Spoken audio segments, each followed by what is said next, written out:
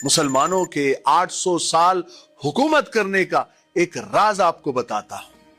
कुतुबुद्दीन ऐबक एक बहुत बड़े बादशाह गुजरे। शिकार खेलने का शौक था। एक दिन शिकार पर गए और निशाना लगाया और तीर चलाया।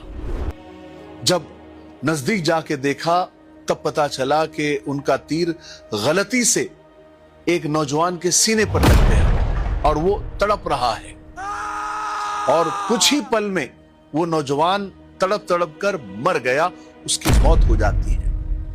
पता करने पर मालूम होता है कि वो एक लड़का एक बूढ़ी माँ का इकलौता बेटा था, इकलौता सहारा था। जंगल से लकड़ियां चुनकर बेचता था और जो मिलता उससे अपनी माँ का पेट भरता था। कुतुबुद्दीन ऐबक जो कि बादशाह है, वो उसकी माँ के पास जाते हैं और ये सब वाकया बताते हैं कि गलती से मेरा तीर तुम्हारे बेटे के सीने में लग गया और उसकी मौत हो गई। माँ रोते रोते बेहोश हो गई। फिर कुतुबुद्दीन ऐबक खुद ही काजी के पास जाते हैं, जज के पास जाते हैं, अपना जुर्म बताते हैं और अपने खिलाफ मुकदमा चलाने की आजादी काजी को देते हैं।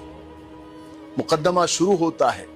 बूढ़ी औरत को अदालत में बुलाया जाता है और उससे कहा जाता है कि जो तुम सजा कहोगी वो सजा उस मुजरिम को दी जाएगी, यानी बादशाह को। बूढ़ी औरत ने जब देखा कि बादशाह कटोरे में खड़ा है और बादशाह ने खुद आकर मुझे बताया, तो वो कहने लगी अदालत में कि ऐसा बादशाह फिर कहां मिलेगा जो अपनी ही सल्तनत में अपने ही खिलाफ मुकदमा चलाए, वो भी उस गलती के लिए जो उसने जानबूझकर नहीं किया। आज से कुतुबुद्दीन ऐबक ही मेरा बेटा है, मैंने उसे माफ कर दिया। अदालत बर्खास्त हो गई। काजी ने कुतुबुद्दीन ऐबक यानी बादशाह को बरी कर दिया और बाद में बुलाकर कहा कि अगर तुमने अदालत में जरा सी भी बादशाह झाड़ी होती तो मैं तुमको उस बुढ़िया के हवाले न करता, बल्कि मैं खुद तुमको सजा देता। कुतुबुद्दीन ऐबक ने फौरन अपनी कमर से खंजर निकालकर काजी को दिखाते हुए कहा कि अगर तुमने मुझसे मुजरिम की तरह रवैया न अपनाया होता और मेरी बादशाहत का ख्याल किया होता तो मैं तुम्हें इस खंजर से मौत के घाट उतार देता, यही सोचकर आया था।